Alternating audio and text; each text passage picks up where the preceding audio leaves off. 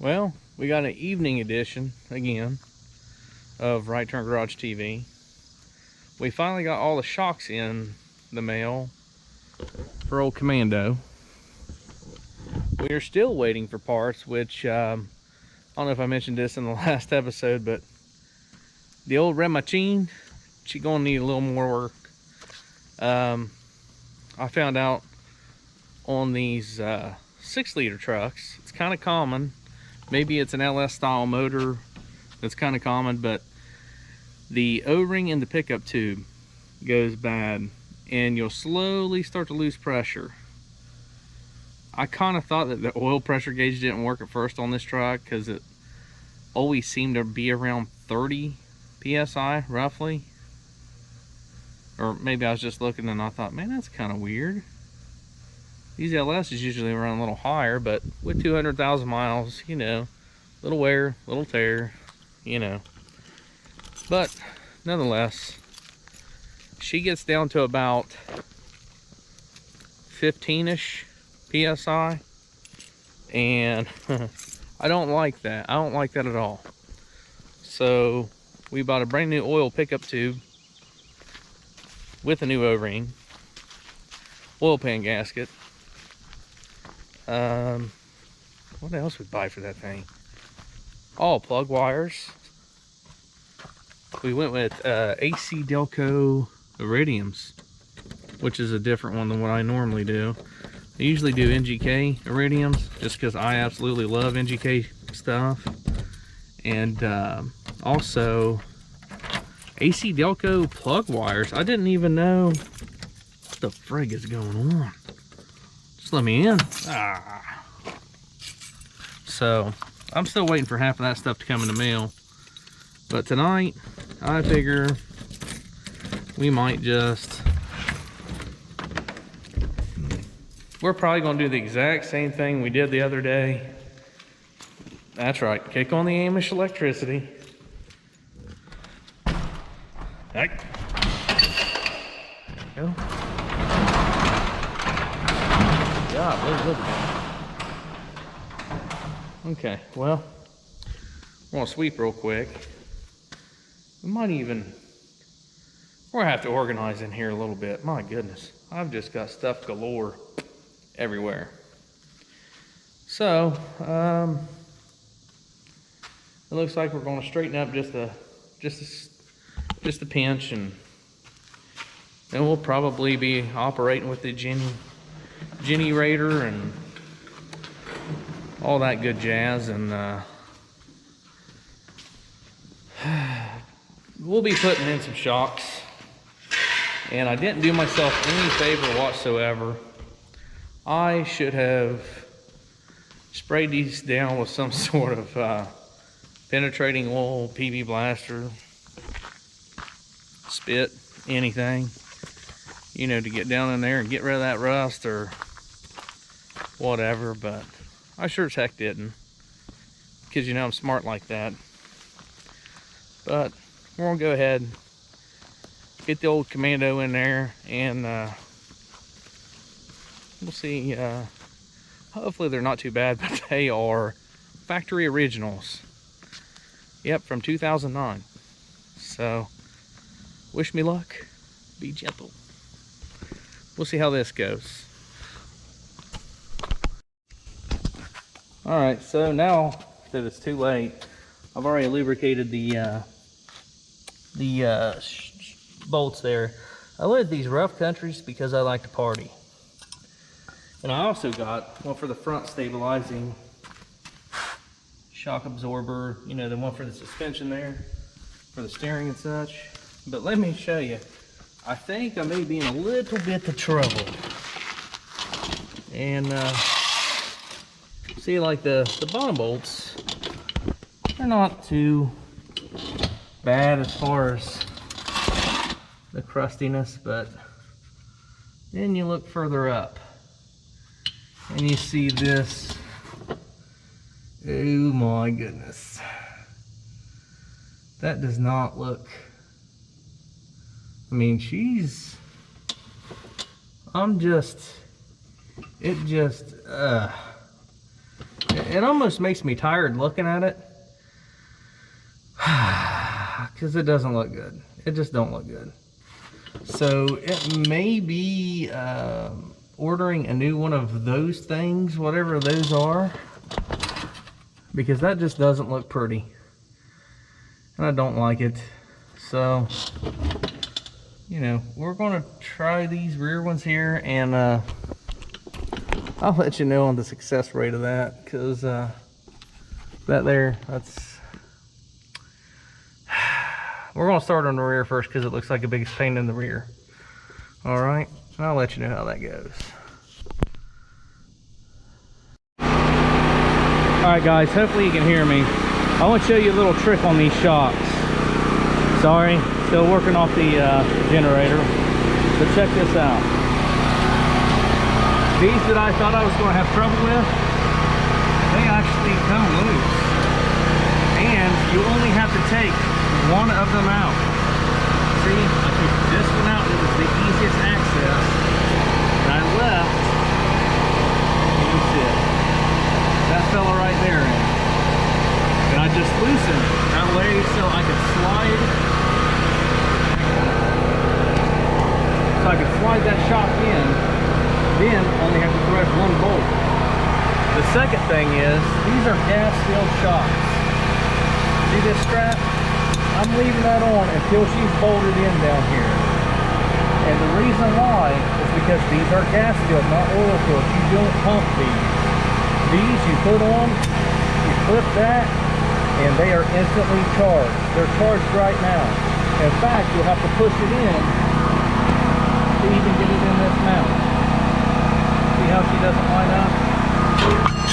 Let's see how it fell out. Anyway, this is what I was going to show you. Maybe it's easier like this if I get my big fat hand out of it. See how this? Here, like it. Alright. This is your mount right here. It has two bolts.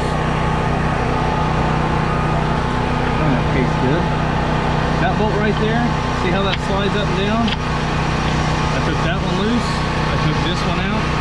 That way so I can just push this mount back up, slide the shock in right here, and only mount one bolt, scoot it around where it lines up, and mount it in there. It's that easy peasy. So, that's what I wanted to show you on this, and these bottom bolts on this particular Jeep was a lot worse than those old rusty crusty things up there. I don't know why, but it was 7 times worse. Do yourself a favor. If you have gas filled, don't cut that strap yet. Keep the strap on it, you'll thank me later. Alright? So I'm going to put these bad boys back on, then we're going to move up front. Alright guys, so we officially burned the poopy out of some midnight oil with that loud generator going. Sorry, I know you probably can't see. This front stabilizer here. Don't forget to put your metal bushing in there. So that mounts to a bolt. Okay? So just set right there. You don't put that bushing in, it'll just squish it, bust that bushing. That doesn't do you any good. This, ironically, was the only thing replaced as far as shock wise. And it's because these things are known for having the old shimmy in the steering wheel.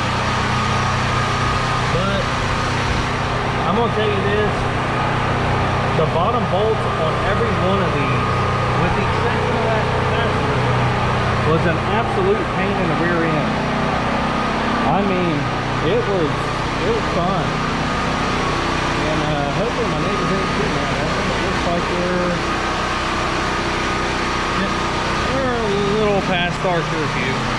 First noise, hopefully it's not too bad. Sorry neighbors. Sorry. I'm shutting it off. So I'm going to shut it off real quick and wrap this up.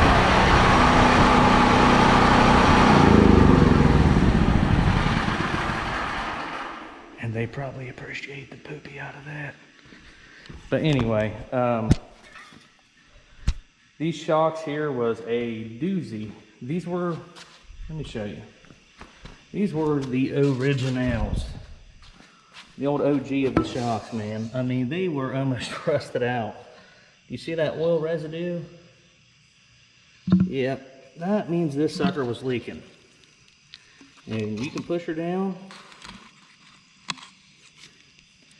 Notice how she don't exactly spring back very quick. That right there will cause you to ride like a log wagon.